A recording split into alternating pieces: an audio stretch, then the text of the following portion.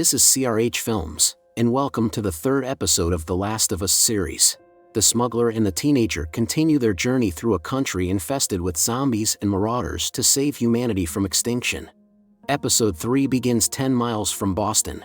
Joel sits on the bank of a mountain river, stacking pebbles into a tower in memory of Tess. Since there are no nearby apartments, the duo decides to camp in the woods for the night. In the morning, Ellie asks Joel not to blame her for Tess's death, as they both agreed to this adventure. Without saying a word, Joel prepares to hit the road. Even in such a remote place, Joel remains focused, scanning the surroundings. But Ellie is melancholic, bombarding the smuggler with random questions. Joel mentions that in such places, you encounter people more dangerous than infected. Reminded that there are only 2 of them left, Ellie again asks Joel for the gun. However, he refuses. A few kilometers later, they reach a cafe where Joel and Tess had previously stashed various supplies for emergencies. Inside, Ellie stumbles upon an arcade machine with the legendary Mortal Kombat. However, she only knows the game from adult stories during her time in the federal camp. Joel struggles to find the stash immediately. Meanwhile, Ellie discovers an uncovered hatch. Despite her curiosity, Ellie props up a trash can to quickly escape if needed.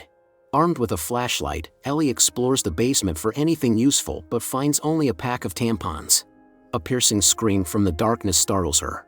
Shining the light into the distance, Ellie notices an infected carrying a substantial load on its shoulders. Stealthily approaching, she uses a knife to cut the skin, revealing the cargo. Afterward, she removes the burden with a headshot from the knife. Hiding the loot, Joel calls Ellie, but she remains silent. Taking a revolver and expecting the worst, Joel searches for Ellie. Moments later, she reappears, showing Joel the loot, a pack of tampons, and nonchalantly moves on as if there was no basement or infected. Concealing the useless gun without bullets, the duo continues. Along the way, they come across the wreckage of an airplane. Ellie marvels at the sight, as she was born during the apocalypse and had never seen a plane before. She asks Joel if he ever flew, and he admits to a few times. Ellie is impressed, but Joel doesn't share her joy in the discomfort of seats, $12 burgers, and the feeling of helplessness. The duo continues on their journey. Ellie quizzes Joel about how the apocalypse began. Joel recounts the most improbable scenario of the outbreak. The cordyceps fungus contaminated the flour, initially infecting factory workers. Eventually, the infected food reached the shelves of stores. Within 24 hours, people reached a point of no return. Joel suggests returning to the woods, as there are things ahead that Ellie is better off not seeing. However, intrigued, Ellie insists on going straight and stumbles upon numerous human corpses. Joel explains that the military decided to exterminate the population of small towns, as the dead there couldn't possibly get infected. After a close-up of human remains and a dress miraculously intact after 20 years, the narrative shifts to 2003. The military searches every house, loading people onto trucks for evacuation. However, the rescue mission ends with a mass execution and the burning of people. Amidst this, a man named Bill observes from his secure shelter through surveillance cameras. Hearing soldiers roam the house but finding nothing, Bill emerges from the basement. Upon reaching the streets, he realizes he's alone and that his neighbors have left plenty of useful items that they no longer need. Attaching a boat, Bill heads straight to a gas station and then a store.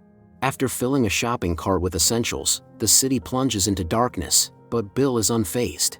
In the backyard of his house, Bill finds a generator. Determined to bring back the comforts of civilization, he visits a gas station. With no knowledge of what to do, he brings back blue fuel to his house. He then visits a local liquor store to replenish the liquor supply. Having gathered everything needed for a comfortable existence, Bill begins fortifying his life. He sets up fences and traps for unwanted guests. Later, infected individuals fall into the traps, and Bill observes everything through cameras. For years pass, and it's now 2007. One day, Bill receives a signal that an unwelcome guest has fallen into a specially dug pit. Arriving at the scene, he sees a man named Frank. After checking Frank for the presence of cordyceps, Bill releases him. However, Frank, aware that audacity is the second happiness, asks to be fed. Reluctantly, Bill allows Frank into his home. For the first time in a long while, Frank takes a shower, changes into clean clothes, and enjoys a tasty meal. After the meal, Bill attempts to escort the unwanted guest out. However, seeing a piano, Frank decides to play a melody as a token of gratitude. Though his skills only result in bleeding ears, Bill takes over and plays a lyrical song that touches the depths of the soul. Frank asks which girl the beautiful melody is dedicated to. Learning that the song isn't for a girl, Frank introduces a sort of male friendship into the house. 3 years later, Frank, now a full-fledged host, begins to question Bill about this safe settlement that the man created almost from scratch. Frank wants to make a few changes to make the place livelier. He also wants to make friends and informs Bill that he's contacted a beautiful girl through the radio, inviting her over. The woman turns out to be Tess, who was still alive at that time. Their route for smuggling with Joel passed nearby, making the safe point on the way incredibly relevant. While Frank gives Tess a tour of the house, Bill stays alone with Joel, not letting go of his gun, as he doesn't trust the man. Joel praises the defense system constructed by Bill. However, even iron is not eternal, so the smuggler suggests he can get items that will be useful to Bill. The lunch ends with Joel warning Bill that the military won't come here for anything, but marauders are a constant threat. Bill decided to heed the advice. Therefore, after 3 years, the fence looks more secure. The man placed cars in several tiers, making it much harder to maneuver through. One day, after engaging in sports activities, Frank shows Bill his surprise.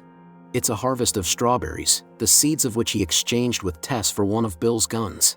On a rainy night, a crowd of armed people with a bullish appearance sneaks up to the fence. Bill's security system arranges a fiery party for the marauders, and they engage in a fiery dance. Awakening the gunshots, Frank notices Bill on the street, shooting unwelcome guests standing in the middle of the road. However, Bill's solo performance ends when a stray bullet hits him.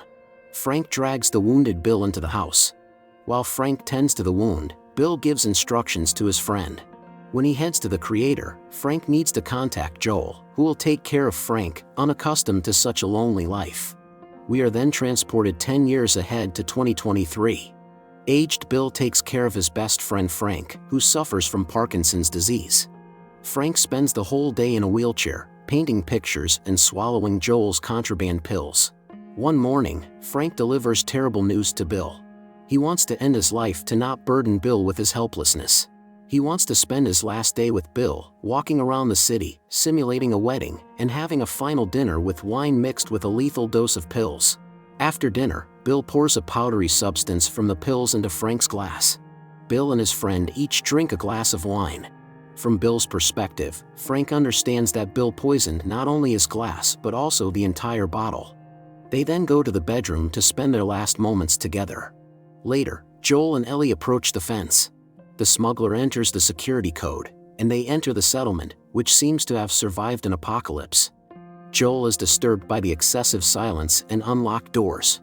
With a gun in hand, he examines the house, while Ellie stays on the first floor, stumbling upon a time-damaged and fly-infested dinner. She also finds a letter addressed to Joel or whoever first visits the house. Next to the letter are the keys to the car. Ellie starts reading the letter. Bill writes that human bodies of not the freshest quality lie in the bedroom on the second floor. He also left the code for the bunker, where everything acquired over 20 years is stored, allowing them to take whatever they need. He also asks them to protect Tess, which saddens Joel. He even goes outside to shed a stoic tear. After that, Joel goes to the garage, where he finds a well-maintained car under a tarp. Meanwhile, the battery cools in the refrigerator. Putting it on charge, Joel goes to Ellie to tell her about the travel plan. They will go to Wyoming in search of his brother, Tommy, who is with the Fireflies and might know the locations of their labs. But if Ellie wants everything to go well, she needs to follow a few rules.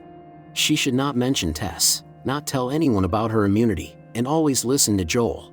The duo heads to the bunker, where Bill had a kind of control center and a decent arsenal of weapons. Despite the abundance of firearms, Joel still does not allow Ellie to take a pistol.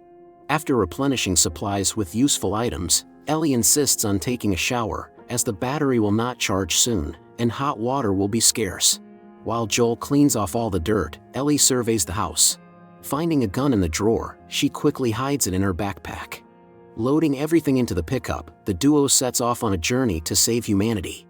Just before leaving, Ellie finds a cassette with music. The smuggler and the girl leave this safe place and embark on an adventure full of surprises. The third episode of the series ends, and the journey full of surprises continues.